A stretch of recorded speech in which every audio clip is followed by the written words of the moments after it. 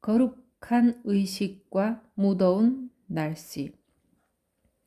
승려들이 제가 신도들의 초청으로 집을 방문하여 의식을 집전하거나 축복을 해주고 힘든 일을 겪고 있을 때 위로해주는 일은 부처님 당시부터 내려온 일이다. 부처님도 전통을 받아들여 거룩한 물과 축복으로 제자의 마음을 위로했다고 전해진다.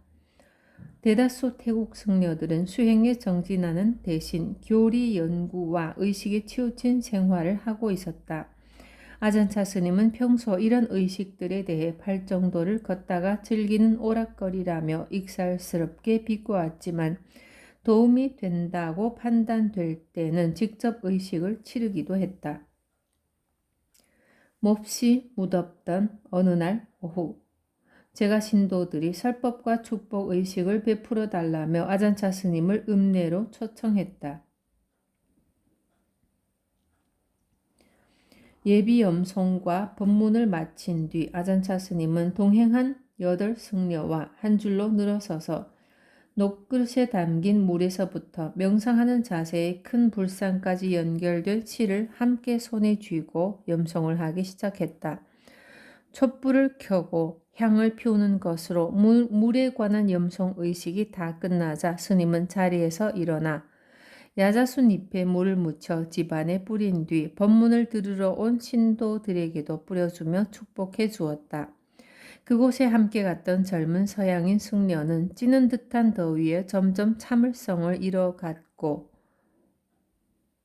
의식이 길게 이어지자 더도 견딜 수 없었다. 그는 아잔차 스님에게 조그맣게 속삭였다.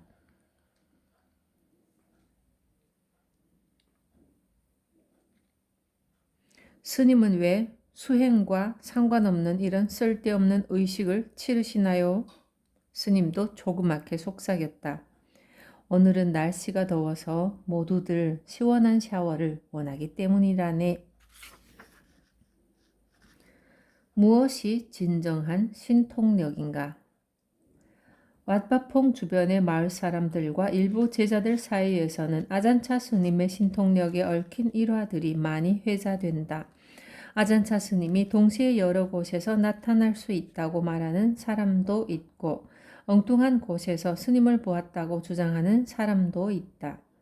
또 병자를 치유하는 대단한 능력이 있으며 다른 사람의 마음을 읽을 수도 있고 산매에 잠기면 투시력과 예지력으로 모든 일을 훤히 꿰뚫어 볼 수 있다고도 말한다. 아잔차 스님은 이런 이야기를 들으면 웃고 만다. 그런 능력들에 대해 잘못 알고서 지나친 관심을 갖거나 경외심을 느끼는 것이 어처구니 없다고 보기 때문이다. 스님은 말한다. 진정한 신통력은 하나뿐이다. 마음을 해방시키고 고통을 끝낼 수 있는 가르침, 곧 법의 신통력이다. 다른 신통들은 카드놀이의 속임수처럼 망상일 뿐이다. 그것들은 마음을 미혹해 하여 진짜 게임을 보지 못하게 하며 인간의 삶에 대한, 태어남과 죽음에 대한, 참 자유에 대한 관심과 노력을 흐리게 한다. 왓바퐁에서는 진정한 신통력만을 가르친다.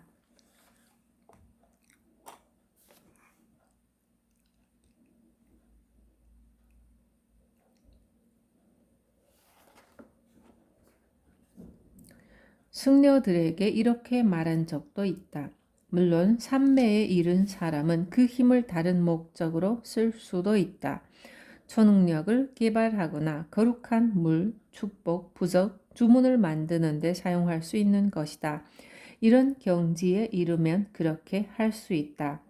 이런 식의 행위는 술을 마실 때처럼 도취하게 한다. 그러나 우리에게는 부처님께서 걸으신 팔정도가 있다. 여기에서는 삼매나 윗바사나 통찰 수행의 토대로 쓰이며 거창한 그 무엇일 필요가 없다. 그저 일어나는 일을 관찰하고 원인과 결과를 지켜보면서 계속 통찰해 나가라. 이런 식으로 우리는 집중된 마음을 보이는 것, 소리, 냄새, 맛, 몸의 촉감, 마음의 대상을 관찰하는 데 사용한다. 해탈에 이르게 하는 모든 법은 우리의 감각 기관들 안에서 발견될 수 있다. 제가자를 위한 수행법. 여러분은 제가자의 길에 대해 자주 질문한다. 제가자의 삶은 힘들면서도 쉽다. 살기는 힘들지만 깨닫기는 쉽다. 여러분은 벌겋게 달구어진 숫덩이를 손에 들고 찾아와 불평을 한다. 나는 그것을 그냥 놓아버리라고 한다. 그러면 여러분은 말한다. 아니요, 놓지 않겠습니다. 그냥 이것을 쉽게 해주십시오. 그것을 놓아버리든지 아니면 끝까지 참는 법을 배워야 한다. 여러분은 묻는다. 어떻게 하면 그것을 놓아버릴 수 있습니까? 어떻게 하면 가족을 놓아버릴 수 있습니까?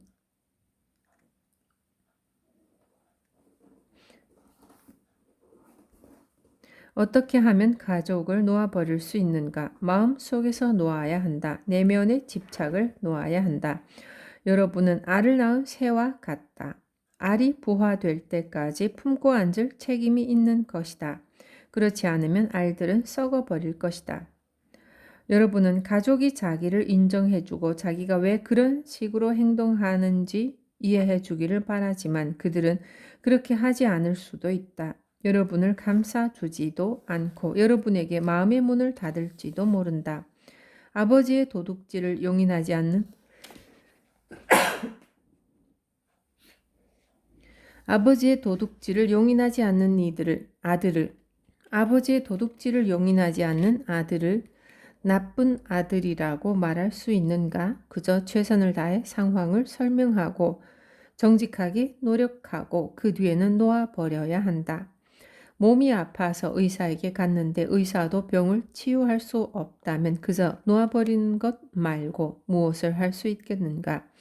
여러분이 나의 가족, 나의 수행이라는 관점으로 생각한다면 이러한 자기중심적인 관점은 고통을 낳는 또 하나의 원인이 된다. 남들과 함께 살든 혼자서 살든 행복을 찾으려고 하지 말고 오직 법과 함께 살아야 한다. 불교는 문제를 해결하도록 도와주지만 우리는 먼저 수행을 해야 하고 지혜를 개발해야 한다. 솥에 물을 붓고 쌀을 넣는다고 해서 곧바로 밥이 되지는 않는다. 불을 피워야 하고 물을 끓여야 하고 밥이 잘 익을 때까지 충분히 뜸을 들여야 한다.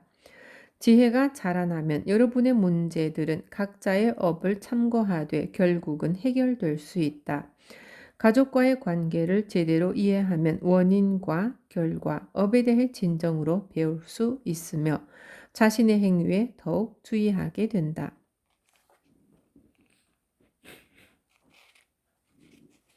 수도원이나 수련회에 가서 단체 수행을 하는 것은 별로 힘들지 않다. 무한해서라도 명상 시간에 빠지지 못할 것이다. 그러나 집으로 돌아가면 명상을 꾸준히 하기가 어렵다. 흔히 자신이 게을러서 혹은 시간이 나지 않아서 그렇다고 말한다. 자기의 능력을 제대로 써보지도 못하고 다른 사람이나 상황, 스승 등 바깥에 있는 것들 탓으로 돌린다. 꿈에서 깨어나라. 여러분은 자기만의 세계를 창조하고 있다. 여러분은 수행하기를 원하는가? 원하지 않는가? 우리 승려들이 참 자유를 위해 수련하며 온 힘을 다해 계율을 지키고 고도에게 수행해야 하듯이 제가자 여러분도 그렇게 해야 한다. 가정을 꾸리며 수행할 때도 기본 계율을 잘 지키도록 노력해야 한다. 몸과 말을 바르게 하라. 진실하게 노력하고 끈기 있게 수행하라. 마음을 집중하기가 쉽지 않을 것이다. 그러나 한두 번 시도해 본 뒤 효과가 보이지 않는다는 이유로 포기하지는 말라. 마음이 빨리 집중되어야 한다는 법이라도 있는가? 여러분이 마음을 다스리려 하지 않고 제멋대로 돌아다니게 놓아둔 기간이 얼마나 되는가? 마음이 여러분을 제 뜻대로 끌고 다니게 놓아둔 기간이 얼마나 되는가? 마음을 고요하게 하려면 한두 달 정도로는 충분하지 않다는 게 놀라운 일인가? 물론 마음은 길들이기 어렵다.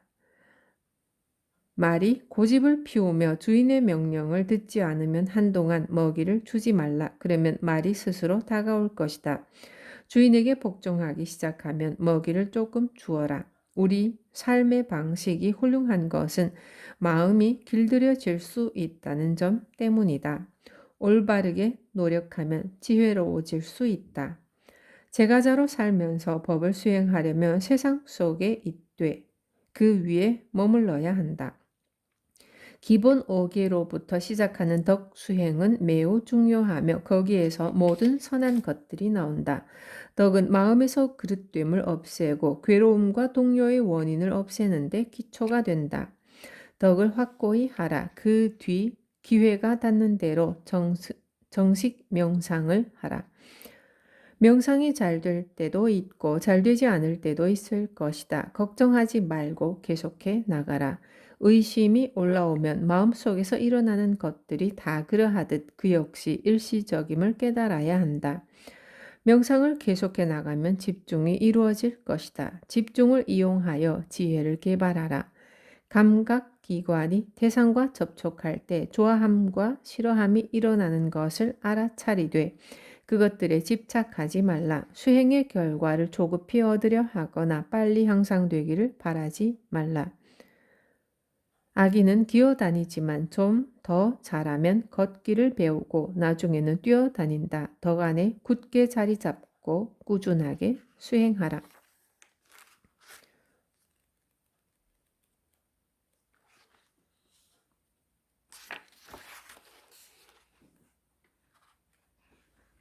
제6부 스승과 나누는 대화.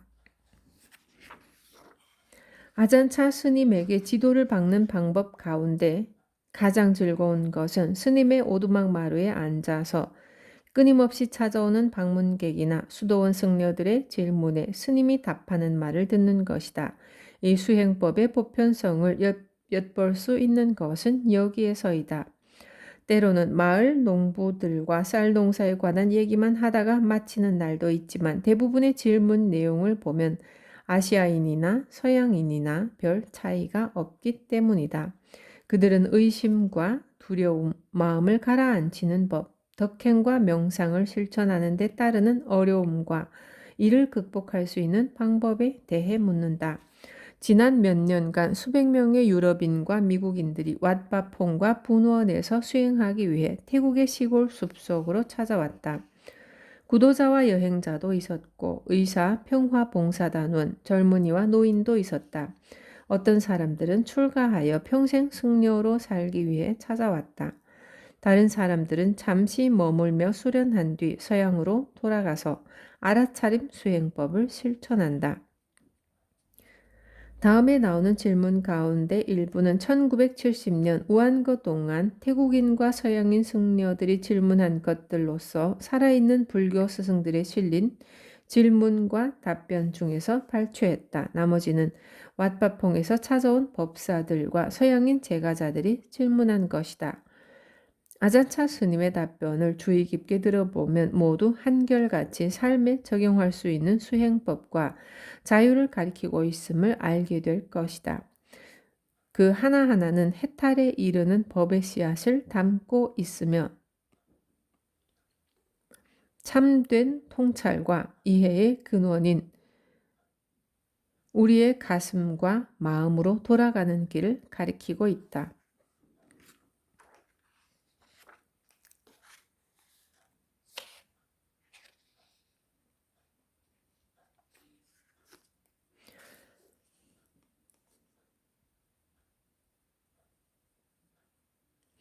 처음 수행을 시작할 때는 어떻게 해야 합니까? 확고한 믿음으로 시작해야 합니까? 아잔차 스님. 처음 수행을 시작할 때는 대개 믿음도 적고 법에 대해서도 잘 모릅니다. 당연한 일입니다. 저마다 지금 있는 자리에서 시작해야 합니다. 중요한 것은 수행자가 자기의 마음과 처한 상황을 잘 들여다보고 자기 자신에 대해 직접 알려고 해야 한다는 것입니다. 그러면 믿음과 이해가 가슴속에서 점차 무르익을 것입니다.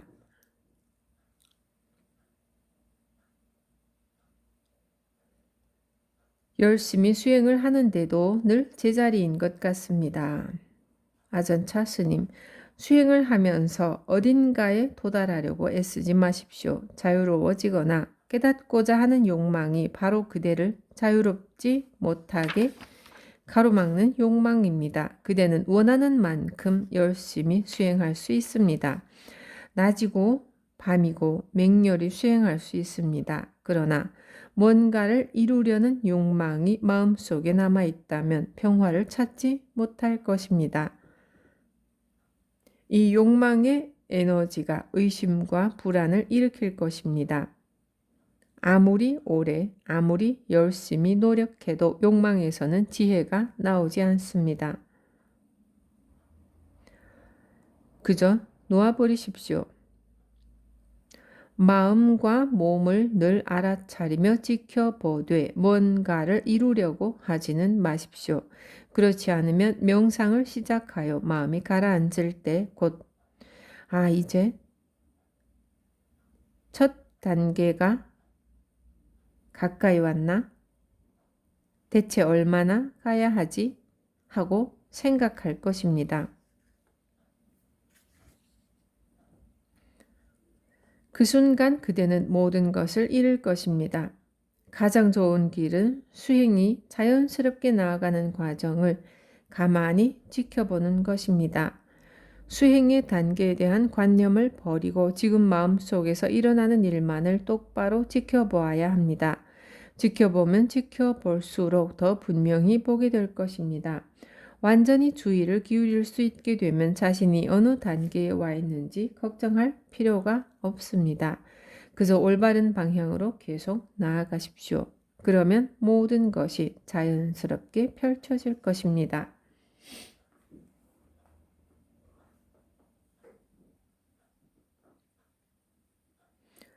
수행의 본질이 무엇인지 어찌 말로 설명할 수 있겠습니까? 앞으로 나아간 것이라는 말도 맞지 않고 되돌아가는 것이라는 말도 맞지 않으며 가만히 서 있는 것이라는 말도 맞지 않습니다. 해탈은 잣대로 잴 수도 없고 분류할 수도 없습니다. 하지만 우리는 수행을 하면서 더 깊이 집중하려고 애쓰지 않습니까? 좌선을 통해 고요해지고 집중된 마음은 중요한 도구로 쓰일 수 있습니다. 그러나 그 평온함에 집착하지 않도록 조심해야 합니다. 만일 선정에 들어 행복하고 즐거운 기분을 느끼기 위해 좌선을 하는 것이라면 시간을 허비하고 있는 것입니다.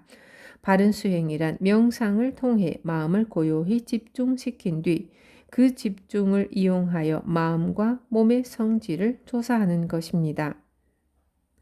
그러지 않고 마음을 고요하게만 한다면 앉아있는 동안에만 평안하고 번뇌가 없을 것입니다. 이것은 마치 쓰레기 구덩이를 돌로 덮어놓은 것과 같습니다. 돌을 드러내고 보면 여전히 구더기가 들끓고 쓰레기로 가득 차 있을 것입니다.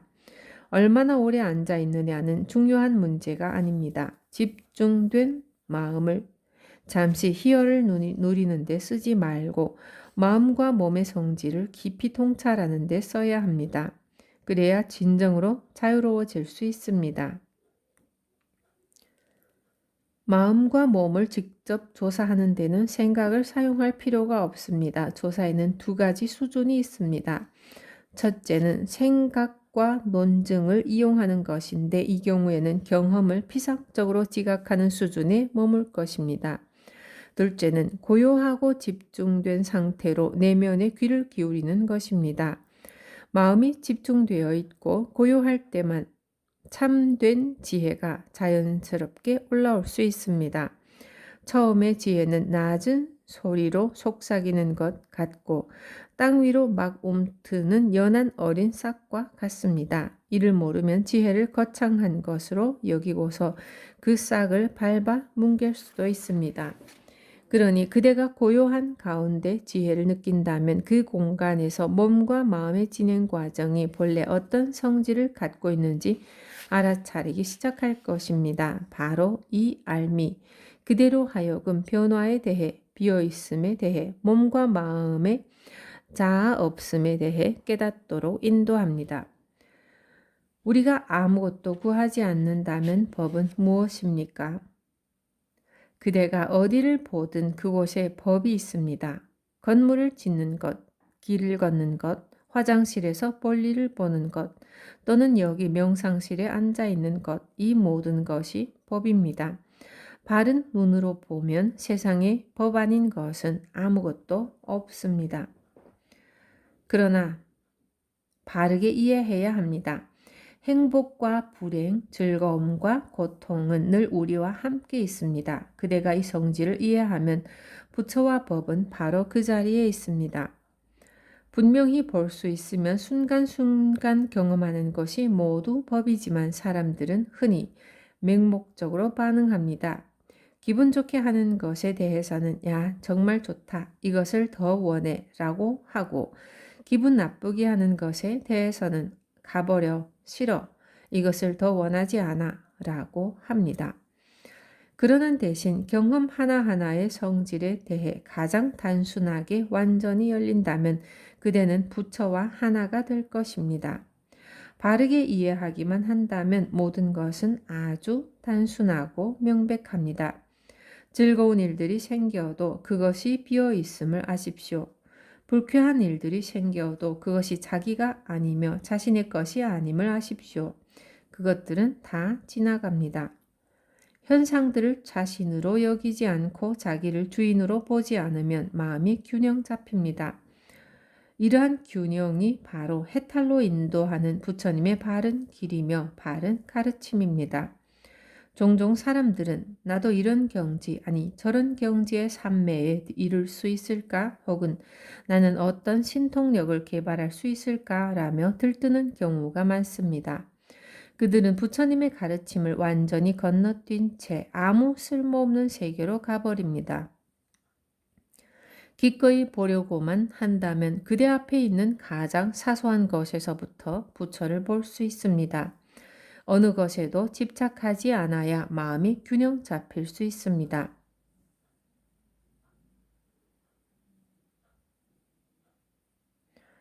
처음 수행을 시작할 때는 올바른 방향 감각을 갖는 것이 중요합니다. 어느 길로 가야 할지 상상만 하면서 제자리에서 맴도는 대신 지도를 보거나 이전에 가본 사람에게 물어보아서 길에 대한 감각을 익혀야 합니다. 부처님께서 처음 가르치신 해탈의 길은 욕망에 대한 탐닉이나 고행이라는 극단이 아니라 그 사이에 있는 중도였습니다. 마음은 균형을 잃거나 이런 극단들로 빠지지 않으면서 모든 경험에 대해 열려야 합니다. 그러면 그대는 무슨 일이든 반응하거나 붙잡거나 밀어내지 않으면서 있는 그대로 볼 수 있을 것입니다.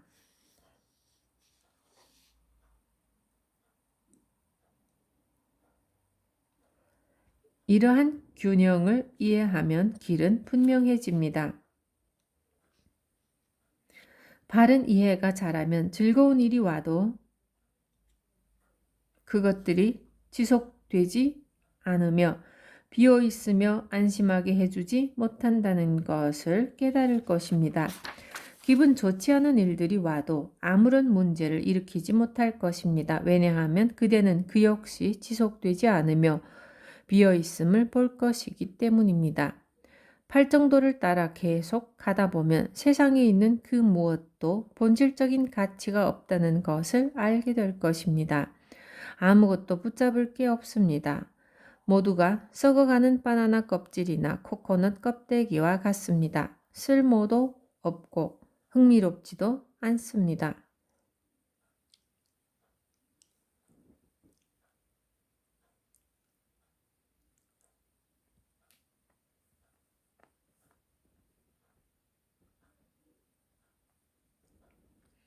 세상에 있는 것들이 바나나 껍질처럼 쓸모없음을 알게 되면 그대는 어떠한 방해나 상처도 받지 않으며 세상을 자유롭게 걸을 수 있습니다. 그대를 자유로 인도하는 길은 이 길입니다.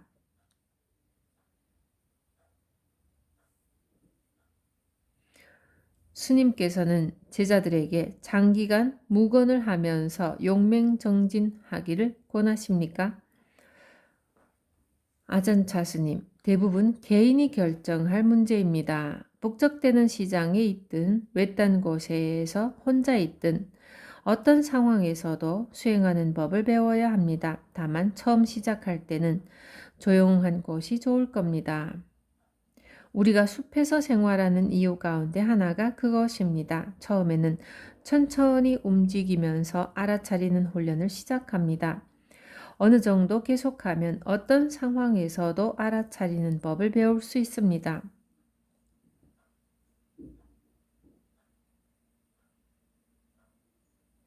어떤 이는 6개월이나 1년쯤 묵어나며 영맹정진하고 싶다고 말합니다. 여기에는 정해진 규칙이 있을 수 없습니다.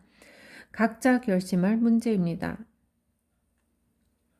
이는 마을 사람들이 사용하는 소달구지와 같습니다. 수레를 써서 다른 마을로 짐을 나를 때는 먼저 수레와 바퀴와 소의 힘이 각각 어느 정도인지 파악해야 합니다. 이 정도 짐을 싣고 그곳까지 갈 수 있을까 없을까? 마찬가지로 스승과 제자는 가능성과 한계를 세심하게 알아차려야 합니다. 제자가 이러한 수행을 할 만큼 준비가 되었는가? 지금은 알맞은 때인가? 세밀하게 잘 분별해야 합니다. 자기 자신의 한계를 알고 존중하십시오. 그것도 지혜입니다. 부처님께서는 두 가지 수행 방식이 있다고 말씀하셨습니다. 지혜를 통한 해탈과 집중을 통한 해탈이 그것입니다.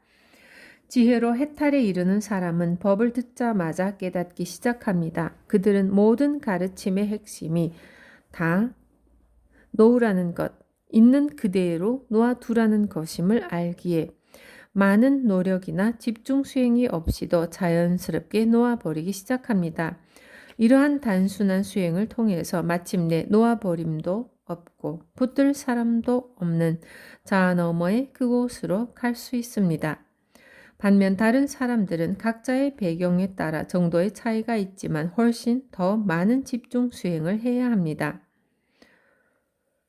오랜 기간에 걸쳐 엄격한 방식으로 수행해야 합니다. 그 뒤 집중된 마음을 알맞게 이용하면 깊이 통찰할 수 있게 됩니다. 마음을 잘 집중하는 사람은 고등학교를 마친 셈입니다. 이제는 대학에 들어가서 많은 것을 배울 수 있습니다. 일단 삼매가 강해지면 다른 단계의 선정에 들 수 있으며 어떻게 이용하느냐에 따라 다르지만 모든 수준의 통찰을 경험할 수 있습니다.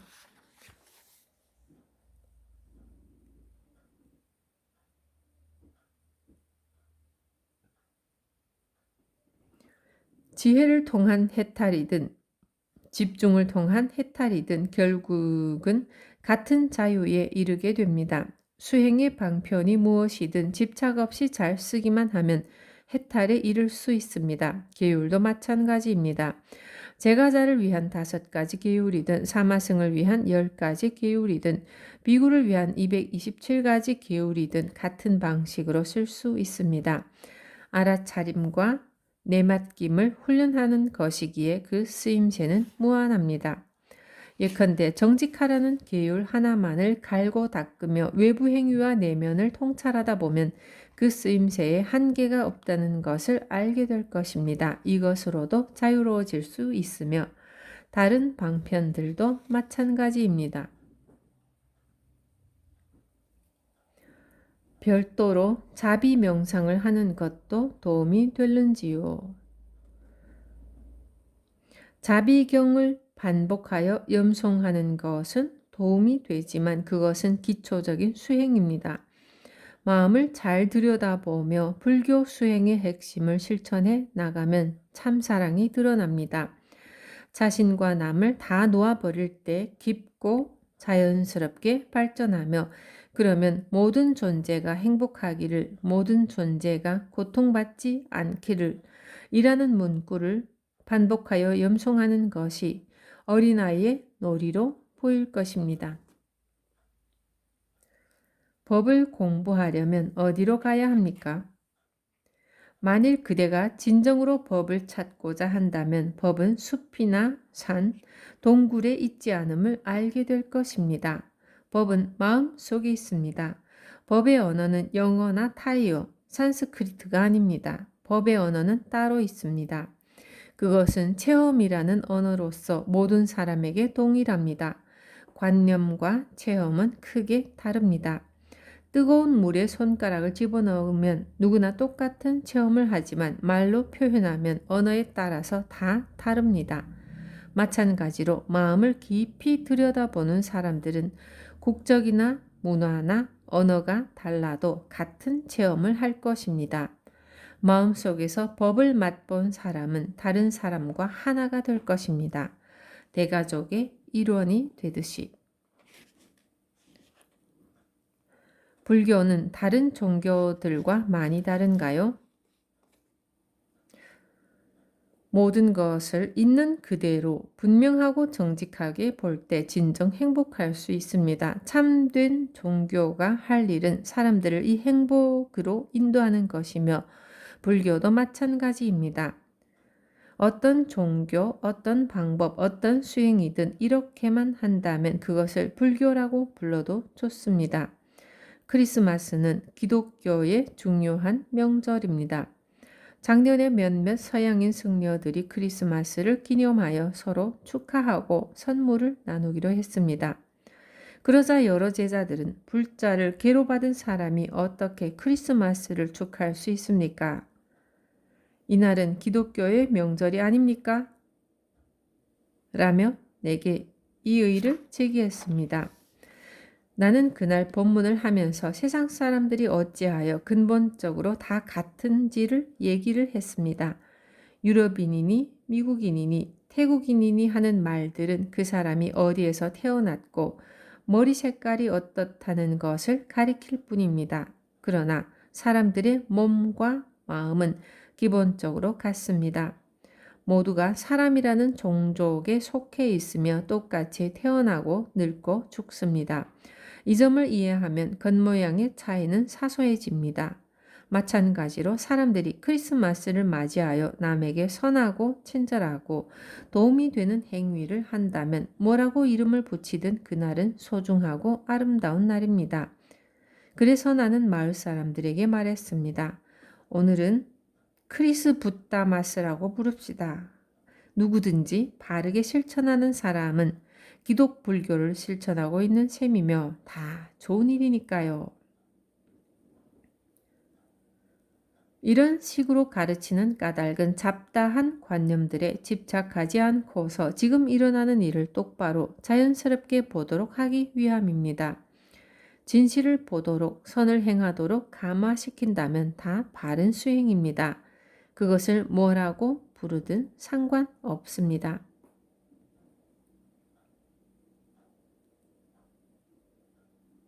동양인과 서양인의 마음이 다르다고 생각하십니까?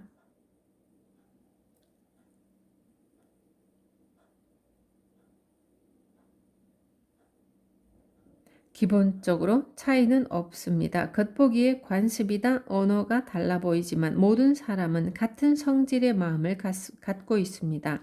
동양인의 마음이든 서양인의 마음이든 똑같이 탐욕과 미움이 있습니다. 고통과 고통의 소멸도 모든 사람에게 똑같이 해당됩니다. 경전을 많이 읽거나 공부하는 것은 수행의 한 부분으로 추천할 만한가요?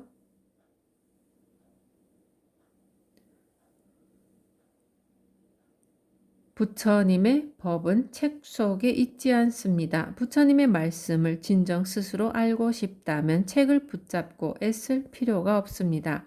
자신의 마음을 지켜보십시오. 느낌과 생각들이 어떻게 오고 가는지 관찰하여 아십시오. 어느 것에도 집착하지 말고 보이는 것이 무엇이든 알아차리십시오.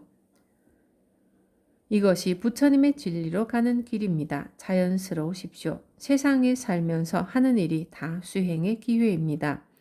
모두가 다 법입니다.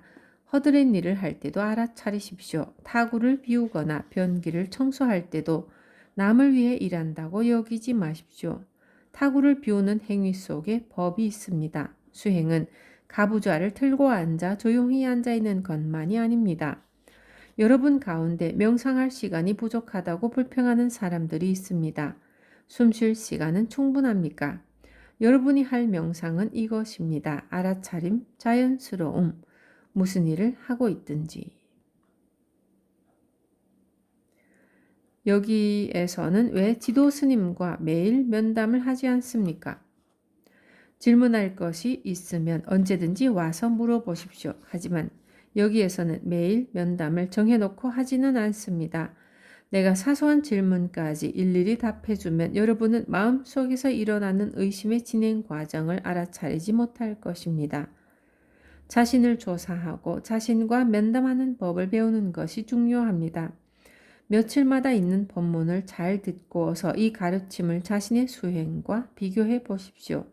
같은가, 다른가, 의심이 일어나는가, 의심하는 자는 누구인가, 스스로 조사해 보아야 이해할 수 있습니다. 의심이 일어나면 어떻게 해야 합니까? 수행법이나 스승에게 문제가 있는 것 같고 별로 나아지지 않는 것 같다는 의심이 일어날 때가 많아 괴롭습니다. 의심하는 것은 당연합니다. 처음에는 다들 의심을 품은 채 시작합니다. 의심을 관찰하면 많은 것을 배울 수 있습니다. 중요한 것은 의심을 자신의 것으로 여기지 않는 것입니다. 의심들에 사로잡히지 말라는 뜻입니다. 그렇지 않으면 마음은 제자리에서 끝없이 맴돌 것입니다. 의심이 진행되는 과정을 처음부터 끝까지 지켜보십시오. 의심하는 자는 누구인지 보십시오. 의심들이 어떻게 오고 가는지 보십시오. 그러면 의심들의 더는 속지 않을 것입니다. 그대는 의심에서 빠져나올 것이며 마음은 고요해질 것입니다. 그대는 모든 것이 어떻게 오고 가는지 볼 수 있습니다. 집착하고 있는 대상을 놓아버리십시오. 의심을 놓아버리고 그저 지켜보십시오. 이렇게 하면 의심을 끝낼 수 있습니다.